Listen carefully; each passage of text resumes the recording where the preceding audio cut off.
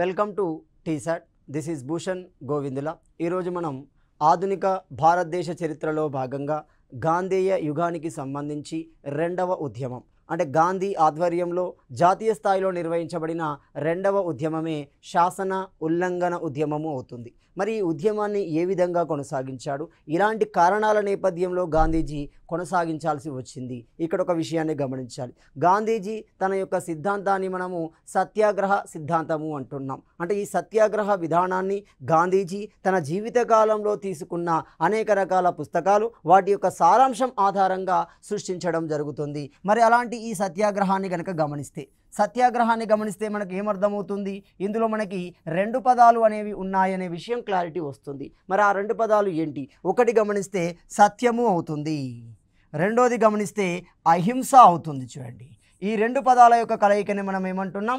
సత్యాగ్రహము అవుతుంది. మరి ఈ సత్యాగ్రహాన్ని ఉపయోగించి గాంధీజీ శాసన ఉల్లంఘన ఉద్యమాన్ని ఏ విధంగా కొనసాగించాడు గమనించాలి. ఈ సత్యాగ్రహాన్ని ఉపయోగించడానికి, దీన్ని సాధించడానికి గాంధీజీ అమ్ముల పొదలో ఉన్న రెండు ప్రధాన అస్త్రాలు, రెండు ప్రధాన బాణాలలో మొదటి బాణం సహాయ నిరాకరణం అవుతుంది, రెండవది గమనిస్తే శాసన ఉల్లంఘనం అవుతుంది. ఈ విషయాన్ని గమనిస్తే రైట్, శాసన ఉల్లంఘనానికి సంబంధించి 1930 జనవరి 31వ తేదీన ఈ విషయాన్ని గమనించండి. అంటే 1930 జనవరి 31వ తేదీన 11 అంశాలతో కూడిన ఒక మెమోరాండాన్ని, వినతి పత్రాన్ని అప్పటి వైస్రాయికి పంపించాడు. ఎవరు అప్పటి వైస్రాయి? లార్డ్ ఇర్విన్ అవుతున్నాడు. Very very important. ఈ గాంధీ లార్డ్ ఇర్విన్ ఒప్పందం వలనే గాంధీజీ రెండవ రౌండ్ టేబుల్ సమావేశానికి వెళ్ళడం జరుగుతుంది. కాబట్టి ఈ లార్డ్ ఇర్విన్కి 11 అంశాలతో కూడిన వినతి పత్రాన్ని ఇచ్చాడు. మరి ఆ వినతి పత్రంలో ఏమున్నాయి? ఆ 11 అంశాలలో ప్రధానమైనవి ఏవి? ఆ అంశాల మీద ఎలాంటి అంగీకారం మనకు లార్డ్ ఇర్విన్ అనేవాడు చెప్పడం జరగదు. తద్వారా గాంధీజీ ఉద్యమాన్ని చేపట్టడానికి మొదటి నిర్ణయం తీసుకుంటాడు. రెండో కారణం కూడా ఉంది. మనకి 1929వ సంవత్సరాన్ని గమనిస్తే ఐఎన్సి సమావేశం లాహోర్ కేంద్రంగా నిర్వహించబడడం జరుగుతుంది. ఇదే చరిత్రలో పూర్ణ స్వరాజ్ను తీసుకొచ్చిన సమావేశంగా మనం భావించవచ్చు. ఆ పూర్ణ స్వరాజ్ను సాధించడానికి స్వయంగా జవహర్లాల్ నెహ్రూ ప్రకటిస్తాడు. ఒకటి ఏమని? పూర్ణ స్వరాజ్ సాధించడానికి అవసరమైతే శాసన ఉల్లంఘనాన్ని చేపట్టమని చెప్తున్నాడు. సో ఈ రెండు కారణాల నేపథ్యంలో గాంధీజీ ఏం చేస్తున్నాడు? శాసన ఉల్లంఘన ఉద్యమాన్ని ప్రారంభిస్తున్నట్లు ప్రకటించడం జరుగుతుంది. మరి ఎలా ప్రకటించాడు? ఎక్కడి నుండి ప్రారంభించడం జరుగుతుంది? దీనికి సంబంధించిన కార్యాచరణ ఎక్కడి నుండి రూపొందించబడింది గమనిస్తే 1930 ఫిబ్రవరి నెలలో సబర్మతి ఆశ్రమము అంటున్నాం. మరి ఏంటి ఈ సబర్మతి ఆశ్రమం? ఎందుకు ఏర్పాటు చేయబడింది అంటే గాంధీజీ 1915 జనవరి నెలలో గాంధీజీ భారతదేశానికి రావడం జరుగుతుంది సౌత్ ఆఫ్రికా నుండి. ఆ రోజునే మనం ఏమంటున్నాం? ప్రవాస భారతీయ దివస్గా నిర్వహించడం జరుగుతుంది. ఇలాంటి క్రమంలోనే తన బాల్యమిత్రుడైన జీవన్ లాల్ దేశాయ్ అతని బంగ్లాలో సబర్మతి ఆశ్రమాన్ని ఏర్పాటు చేయడం జరుగుతుంది. ఒరిజినల్గా సబర్మతి ఆశ్రమానికి ముందు పేర్లు చాలా ఉన్నాయి. అందులో మొట్టమొదటి పేరు ఏమవుతుంది? సత్యాగ్రహ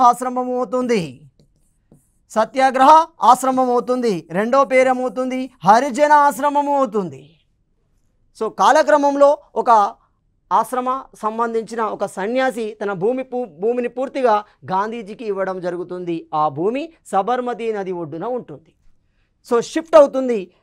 జీవన్ లాల్ దేశాయ్ బంగ్లా నుండి అది ఎక్కడికి షిఫ్ట్ అవుతుంది? సబర్మతి తీరానికి షిఫ్ట్ కావడం జరుగుతుంది. అప్పటి నుండి అది 1917 నుండి అది సబర్మతి ఆశ్రమంగా పిలువబడుతుంది. మరి అలాంటి సబర్మతి ఆశ్రమంలో నిర్ణయం తీసుకున్నాడు. ఏ నిర్ణయం ఎవరు తీసుకున్నారు?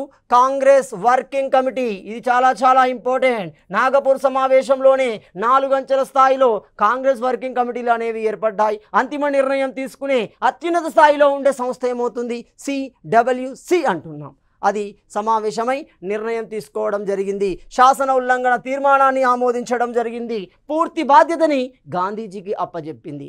మీ ఇష్టానుసారంగానే, మీ విధానాల ప్రకారమే ఉద్యమాన్ని కొనసాగించాలి అని చెప్పడం జరుగుతుంది. శాసన ఉల్లంఘన ఉద్యమాన్ని 2 దశలలో కొనసాగించాడు. మరి ఆ 2 దశలలో మొదటి దశ ఏంటి? ఆ మొదటి దశలో ఎలాంటి విధానాలను అనుసరించాడు? ఇక్కడ ఒక విషయాన్ని గమనించాలి. మరి ఎందుకు శాసన ఉల్లంఘన ఉద్యమం 2 దశల్లో కొనసాగింది?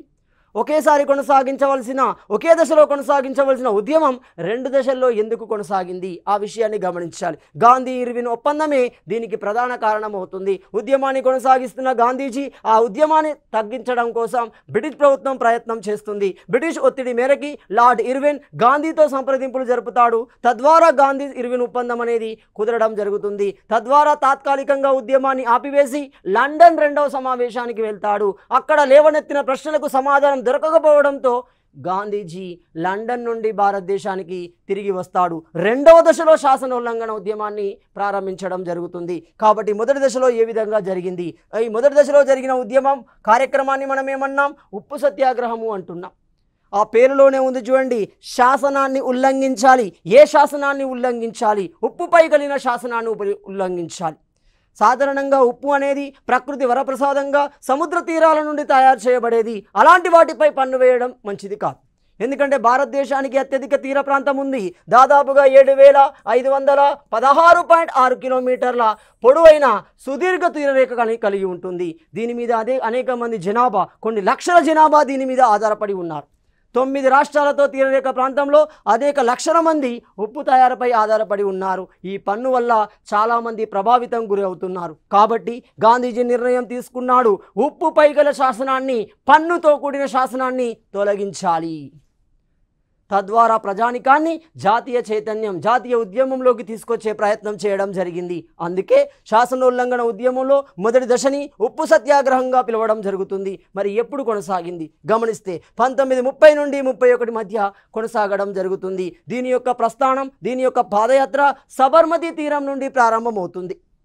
సో రెండవ దశని కనుక గమనిస్తే బహిష్కరణ రూపంలో జరిగింది. ఎప్పుడైతే లండన్కు వెళ్ళాడో గాంధీజీ, సమావేశంలో తనదైన నిర్ణయాలు ప్రకటిస్తే ఆనాటి బ్రిటిష్ ప్రభుత్వం ఎలాంటి నిర్ణయాలకు అంగీకారం తెలపదు. అలిగిన గాంధీజీ లండన్ నుండి భారతదేశానికి వచ్చి నెహ్రూతో రెండవ దశ ఉద్యమాన్ని ప్రారంభించడం జరుగుతుంది. గాంధీజీ అరెస్టు చేయబడి జైల్లో నెట్టివేయబడతాడు. ఆ సందర్భంలో జరిగిందే బహిష్కరణ అవుతుంది. సో 1932 నుండి 34 వరకు ఈ రెండో దశ అనేది కొనసాగడం జరుగుతుంది. ఉప్పు సత్యాగ్రహం 1930 మార్చి 12న ప్రారంభమై ఏప్రిల్ 6వ తేదీ మధ్య అది నిర్వహించబడడం జరిగింది. బాగా గమనించాలి. ఇక్కడ మార్చి 12వ తేదీన ఎంతమంది? దాదాపుగా ఎంతమంది? మొత్తం 78 మంది గాంధీ అనుచరులు అంటున్నాం. వాళ్ళని మనం ఏమంటాం? గాంధేయవాదులుగా పిలవచ్చు.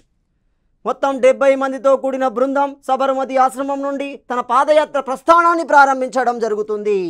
అందుకే ఈ ఉద్యమాన్ని చరిత్రలో ఉప్పు సత్యాగ్రహము అంటున్నాం, చరిత్రలో దండీ ప్రస్థానము అంటున్నాం. ఎందుకు దండీ ప్రస్థానము అంటున్నాము అంటే ఉప్పుపై కలిగిన పన్నుతో కూడిన శాసనాన్ని ఎక్కడ తొలగించాలనుకున్నాడు, ఎక్కడ దాన్ని వ్యతిరేకించాలనుకున్నాడు? దండి అనే ప్రాంతంలో వ్యతిరేకించాలనుకున్నాడు. కాబట్టి దండీకి ప్రస్థానం కొనసాగుతుంది, పాదయాత్ర అనేది కొనసాగుతుంది. కాబట్టి దీన్ని దండీ ప్రస్థానం అంటున్నాం. ఈ ప్రస్థానంలో ఉన్న ప్రధాన అంశం ఏంటి? ఉప్పుపై గల పన్నుని తొలగించుకోవాలి. కాబట్టి దీన్ని సాల్ట్ సత్యాగ్రహ అంటున్నాం. సో మనకి 3 పేర్లు ఉన్నాయి చూడండి, ఉప్పు సత్యాగ్రహం, లేదా సాల్ట్ సత్యాగ్రహం, లేదా దండీ ప్రస్థానము అంటున్నాం. మరి అలాంటి ప్రస్థానం ఎప్పుడు ప్రారంభమైంది? 1930 మార్చి 12న ప్రారంభమైంది. ఎంతమందితో ప్రారంభమవుతుంది? 78 మందితో ప్రారంభమవుతుంది. ఎక్కడి నుండి ప్రారంభమవుతుంది? సబర్మతి తీరం నుండి ప్రారంభమవుతుంది. ఎక్కడికి ప్రారంభమవుతుంది? పశ్చిమ తీరంలోని గుజరాత్ ప్రాంతంలోకి. పశ్చిమ తీరం గుజరాత్లోని దండి అనే ప్రాంతానికి ప్రారంభం కావడం జరుగుతుంది. మరి ఆ దండి అనే ప్రాంతానికి ఎప్పుడు ఎంతమందితో చేరుకున్నాడు?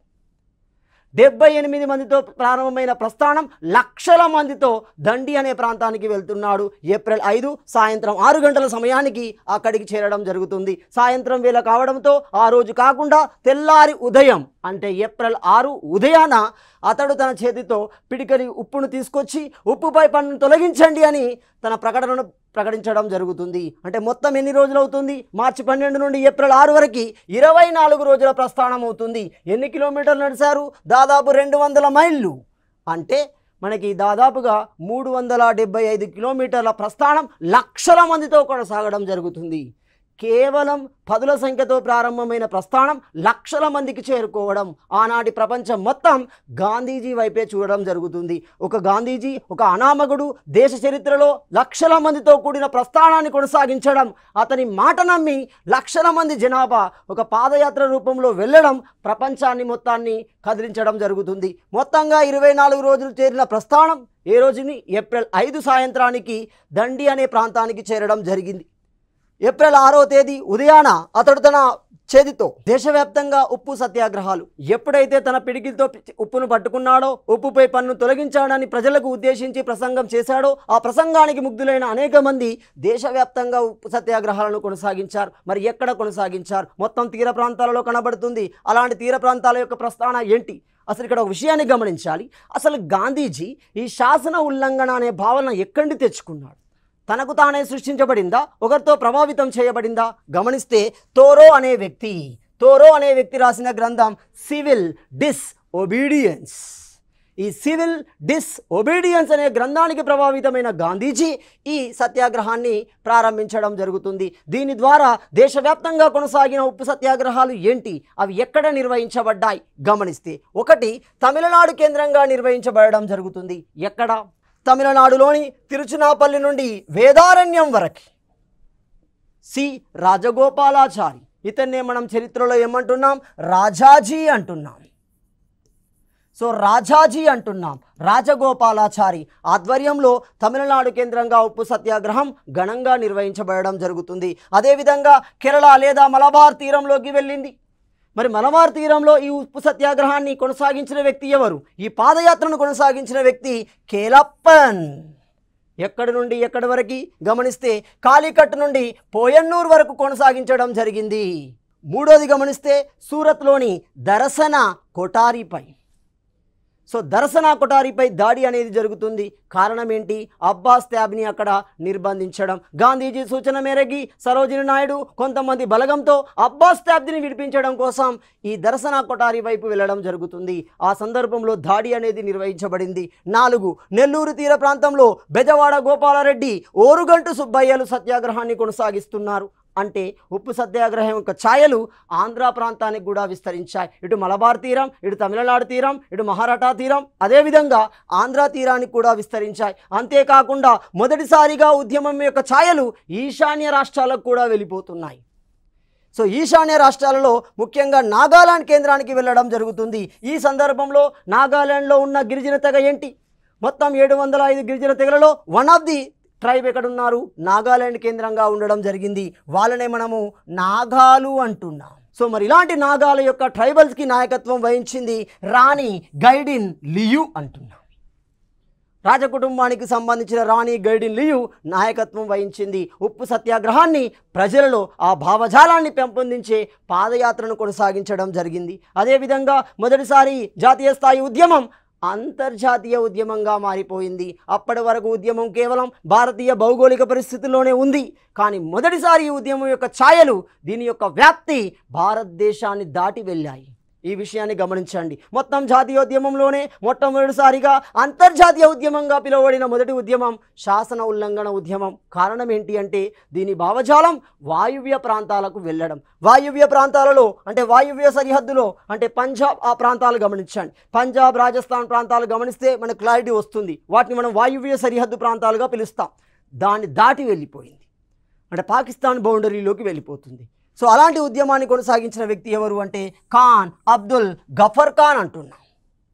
సో ఖాన్ అబ్దుల్ గఫర్ ఖాన్, ఆ ఖాన్ అబ్దుల్ గఫర్ ఖాన్ ఆధ్వర్యంలోనే మనకి ఉద్యమం అనేది సరిహద్దు ప్రాంతాలలో కొనసాగడం జరిగింది. అందుకే చరిత్రకారులు శాసన ఉల్లంఘన ఉద్యమాన్ని మొట్టమొదటి అంతర్జాతీయ ఉద్యమంగా పిలవడం జరిగింది. అంతేకాకుండా ఈ ఉద్యమ ఛాయలు కూడా పెషావర్ కేంద్రంగా వచ్చాయి.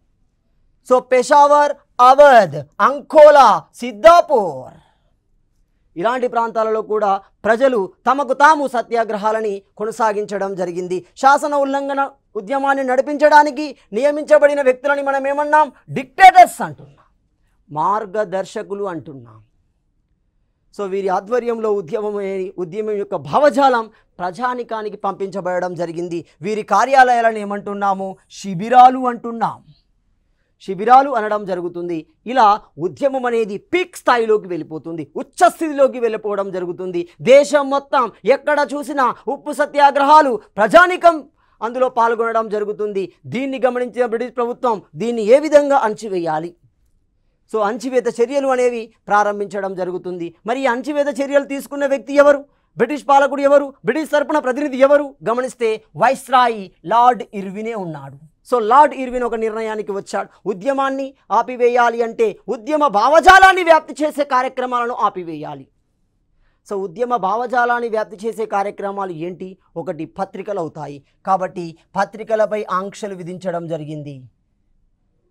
ఈ పత్రికలపై అంశాలను, ఆ పత్రికలపై ఉన్న అంశాలు లేదా వాటిపైన ఆంక్షలు విధించడం జరిగింది. ఉద్యమ కాలంలో దాదాపు 90,000కు పైగా ప్రజానికం జైల్లో నిర్బంధించబడ్డారు. ఎక్కడ చూసినా, ఏ జైలు చూసినా నిరసనకారులతో, ఉద్యమకారులతో అది నిండిపోవడం జరిగింది.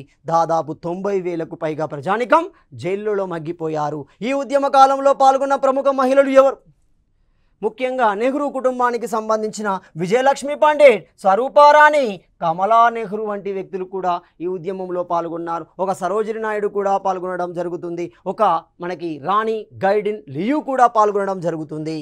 1930 మే 4వ తేదీన క్రమంగా గాంధీజీ అరెస్టు చేయబడ్డాడు. సో అరెస్టు చేయబడ్డాడు. ఇదే సందర్భంలో లండన్ సమావేశాలకు సంబంధించిన ప్రకటన వచ్చింది.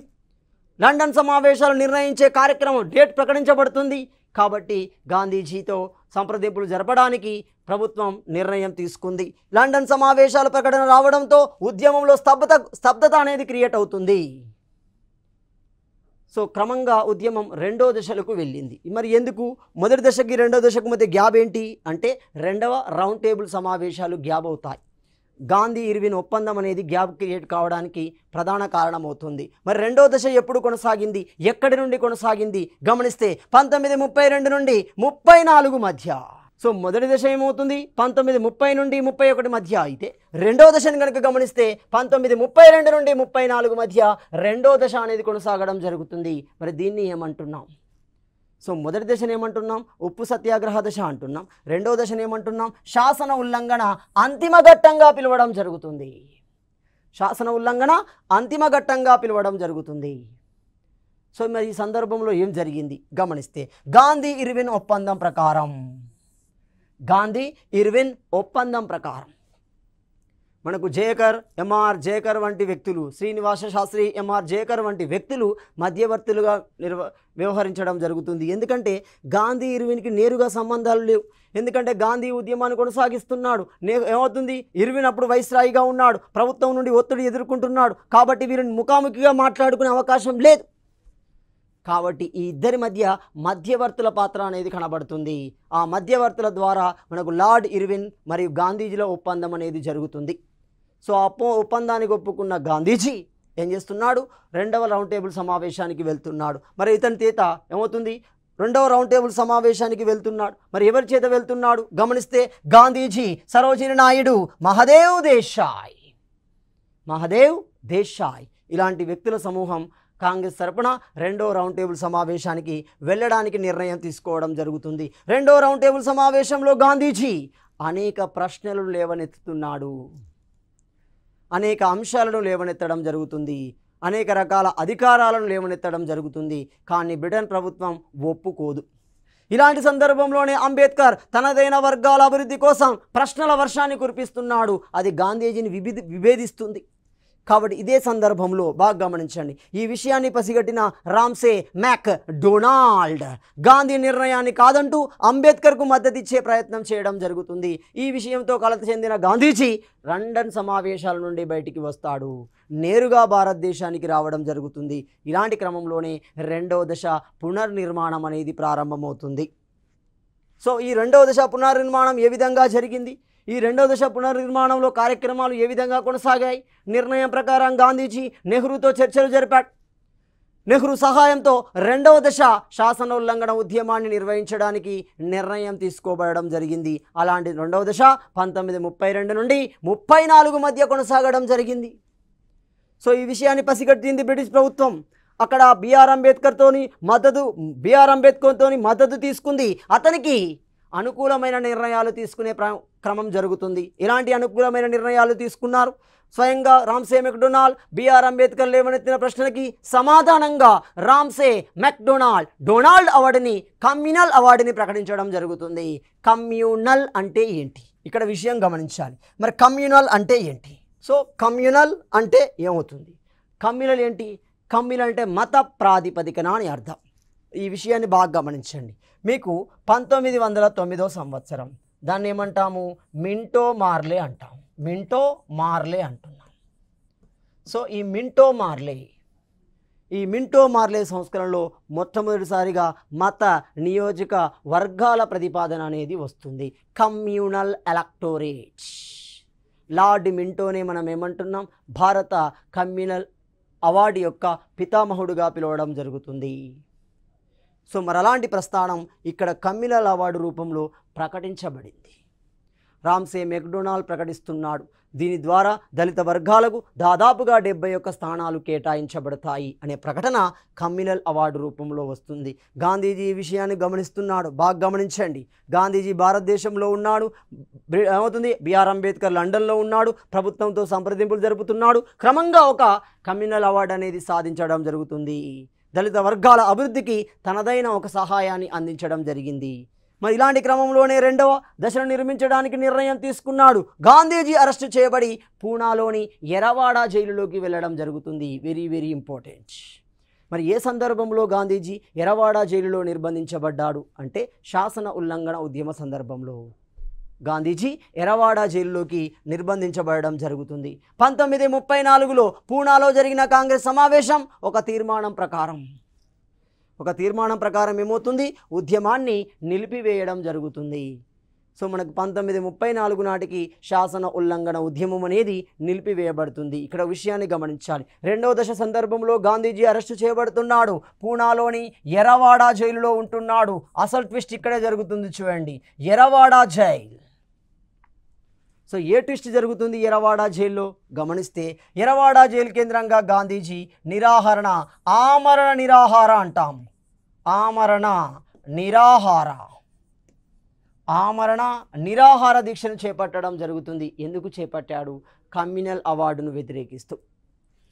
సో కమ్యూనల్ అవార్డును స్వయంగా గాంధీజీ వ్యతిరేకిస్తూ బిఆర్ అంబేద్కర్ గారు కమ్యూనల్ అవార్డుని మీరు తిరస్కరించండి, లేకపోతే నేను ఆమరణ నిరాహార దీక్షకు వెళ్తాను అని వెళ్ళాడు. ఆల్రెడీ ఆమరణ నిరాహార దీక్షకి గాంధీజీ ఆరోగ్యం క్షీణిస్తుంది. ఈ సందర్భంలో అనేక మంది బిఆర్ అంబేద్కర్తో సంప్రదింపులు జరిపారు.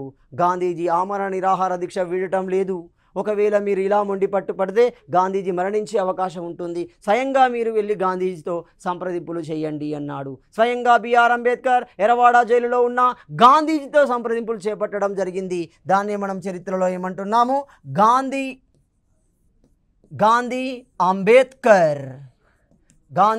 అంబేద్కర్ ఒప్పందము అంటున్నాం. సో ఈ గాంధీ అంబేద్కర్ ఒప్పందం ప్రకారం ఏంటి? కమ్యూనల్ అవార్డులో ప్రకటించబడిన 71 స్థానాలకు బదులు నేను 142 స్థానాలు ఇస్తాను అన్నాడు. కానీ ట్విస్ట్ పెట్టాడు. అది 2 అంచెల విధానంలో ఎన్నిక జరగాలి అని చెప్పాడు. సో ఏది ఏమైనప్పటికీ గాంధీ అంబేద్కర్ ఒప్పందము అనేది మనకు జరిగింది. ఎక్కడ జరిగింది? ఎరవాడలో జరుగుతుంది. కాబట్టి దీన్ని ఎరవాడ ఒప్పందము అంటున్నాం. సో ఎరవాడ ఒప్పందము అంటున్నాం. ఎక్కడ జరిగింది? ఇది పూనాలోని ఎరవాడలో జరిగింది. కాబట్టి దీన్ని పూనా ఒప్పందము అని కూడా అనవచ్చు. సో ఇలా పేర్లు అనేవి ఉంటాయి. సో గాంధీ అంబేద్కర్ ఒప్పందం, దీన్నే మనం చరిత్రలో ఎరవాడ ఒప్పందం, దీన్నే మనం చరిత్రలో పూనా ఒప్పందంగా పిలవడం జరుగుతుంది. మొత్తంగా బిఆర్ అంబేద్కర్ గాంధీ నిర్ణయాన్ని గౌరవించడంతో క్లియర్గా ఆమరణ నిరాహార దీక్ష ఏమవుతుంది? అది ఆపివేయబడడం జరుగుతుంది. మరి ఇలాంటి క్రమంలోనే 1934 నాటికి పూనా కేంద్రంగా కాంగ్రెస్ ప్రత్యేక సమావేశం నిర్వహించబడుతుంది. మరి ఈ సమావేశంలో నిర్ణయం తీసుకుంటున్నారు. ఏమని? శాసన ఉల్లంఘన ఉద్యమాన్ని నిర్వహించడానికి అవకాశం ఉందా అంటే ఇప్పటి పరిస్థితులు అనుకూలించడం లేదు. ఇప్పట్లో దాన్ని ఆపివేయడమే, నిలిపివేయడమే సరి అయిన నిర్ణయం అనేది ప్రకటించబడడం జరుగుతుంది. మొత్తంగా ఒక తీర్మానం రావడంతో 1934 నాటికి పూనా ఐఎన్సీ సమావేశ తీర్మానం ప్రకారం శాసన ఉల్లంఘన ఉద్యమాన్ని ఆపివేస్తున్నట్లు ప్రకటించడం జరిగింది. ఇలా మనకు 1930లో ప్రారంభమైన శాసనోల్లంఘన ఉద్యమం 2 దశలుగా కొనసాగింది. మరి ఇలాంటి క్రమంలోనే మొట్టమొదటిసారిగా ఉద్యమ ఛాయలు అనేవి దేశాన్ని దాటి వెళ్ళాయి. సో అలా దేశాన్ని దాటి వెళ్ళడంలో ఆ దాటి వెళ్ళిన ఆ ఉద్యమాన్ని నిర్వహించిన వ్యక్తి ఎవరు? అతడే ఖాన్ అబ్దుల్ గఫర్ ఖాన్ అంటున్నాం. ఖాన్ అబ్దుల్ గఫర్ ఖాన్ అంటున్నాం. ఇతనికి ఉన్న బిరుదులు గమనిస్తే ఒకటి ఫ్రాంటియర్ గాంధీ అంటున్నాం, ఒకటి ఫ్రాంటియర్ గాంధీ అంటున్నాం. ఇతనే మనము సరిహద్దు గాంధీ అంటున్నాం. సరిహద్దు గాంధీ లేదా ఫ్రాంటియర్ గాంధీగా పిలువబడే వ్యక్తి ఖాన్ అబ్దుల్ గఫర్ ఖాన్ అవుతున్నాడు. అంతేకాకుండా ఇతని యొక్క సేవకులని, ఇతని అనుచరులని మనం ఏమంటున్నాం? రెడ్ షర్ట్స్ అంటున్నాం. రెడ్ షర్ట్స్ అనడం జరుగుతుంది. Red shirts. రెండోది దైవ సేవకులు అంటున్నాం. దైవ సేవకులు అంటున్నాం. ఇతనికి మరొక పేరే, వీరికి మరొక పేరే ఎర్ర చొక్కాల దళము అంటున్నాం. ఎర్ర చొక్కాల దళం ఉర్దూ పరిభాషలో వీళ్ళని ఏమంటున్నాం? ఖిదాయ్ ఖుద్మత్ దార్స్ అంటున్నాం. దాదాపుగా 40,000 మంది, దాదాపుగా 40,000 మంది ఇతని యొక్క అనుచరులుగా ఉండడం జరుగుతుంది. వీరిని ఉర్దూ పరిభాషలో ఖిదాయ్ ఖుద్మత్దార్, వీరిని రెడ్ షర్ట్స్, వీరిని దైవ సేవకులు, వీరిని భగవత్ సేవకులు, వీరిని ఎర్ర చొక్కాల దళంగా పిలవడం జరుగుతుంది. ఇలాంటి దళ సహాయంతో ఖాన్ అబ్దుల్ గఫర్ ఖాన్ ఉద్యమాన్ని సరిహద్దు కేంద్రంగా నిర్వహించాడు. చరిత్రలో సరిహద్దు గాంధీగా పిలువబడడం జరుగుతుంది. ఇలా మనకు శాసనోల్లంఘన ఉద్యమం 1930 నుండి 34 మధ్య కొనసాగడం జరిగింది. 2 దశలలో నిర్వహించబడడం జరిగింది. తదుపరి జాతీయోద్యమం నిర్వహించడానికి కావలసిన ప్రజా చైతన్యాన్ని ఈ రూపంలో నింపడం జరిగింది. ఇక్కడ ఒక విషయాన్ని మీరు గమనించాలి. సో గాంధీ నాయకత్వంలో మొదటగా జాతీయ స్థాయిలో నిర్వహించబడిన ఉద్యమం సహాయ నిరాకరణం అన్నాం, ఇది బాగానే ఉంది. రెండోది శాసనోల్లంఘన ఉద్యమము ఉన్నాం. మరి ఆ తర్వాత నిర్వహించబడిన ఉద్యమం ఏంటి? క్విట్ ఇండియా అన్నాం. కాబట్టి ఇక్కడ క్లియర్గా గమనించండి. ఈ 2 అంశాలను గమనిస్తే ఒక క్లారిటీ వస్తుంది. అంటే గాంధీజీ యొక్క నినాదం ఏమన్నాం, దాని విధానం ఏమన్నాం? సత్యాగ్రహము అంటున్నాం. సో ఈ సత్యాగ్రహాన్ని సాధించాలి అంటే, ఈ సత్యాగ్రహం ఆయుధాన్ని ఉపయోగించాలి అంటే, ఉపయోగించడం ద్వారా సమస్యకు పరిష్కారం సాధించాలి అంటే 2 విధానాలు అవసరము అన్నాడు. ఏంటి అవి? ఒకటి సహాయాన్ని నిరాకరించాలి, తద్వారా సమస్యకి పరిష్కారాన్ని తీసుకోవచ్చు. అందుకే గాంధీజీ అమ్ముల పొదిలో ఉన్న సత్యాగ్రహాన్ని కొనసాగించడానికి గాంధీ అమ్ముల పొదిలో ఉన్న 2 ప్రధాన అస్త్రాల్లో ఒకటి సహాయ నిరాకరణ, 2 శాసన ఉల్లంఘన అవుతున్నాయి. చూడండి, అందుకే జాతీయోద్యమంలో సత్యాగ్రహాన్ని పూర్తి స్థాయిలో గాంధీజీ ఉపయోగించగలిగాడు. ఒకటి సహాయ రూపంలో, 2 శాసన ఉల్లంఘన రూపంలో. అందుకే ప్రతి సందర్భంలో గాంధీజీ చెప్తున్నాడు సత్యాగ్రహంలోని 2 పదాలు, అందులో ఒకటి సత్యం, 2 అహింస. ఇవి నా మానస పుత్రికలుగా గాంధీజీ ప్రతి సందర్భంలో ప్రకటించడం జరుగుతుంది. పూర్తిగా సత్యాగ్రహానికి సంబంధించిన ఆయుధాలు ఉపయోగించబడ్డట్టయ్యాయి. మొత్తంగా ప్రజానికం జాతీయ చైతన్యం పట్ల, జాతీయ ఉద్యమం పట్ల, బ్రిటిష్ వ్యతిరేక ధోరణుల పట్ల చైతన్యం పొందడం జరిగింది. ఇలా మనకు శాసన ఉల్లంఘన ఉద్యమం అనేది కొనసాగింది. తదుపరి అంశాన్ని మనము తదుపరి వీడియోలో చర్చించుకుందాం.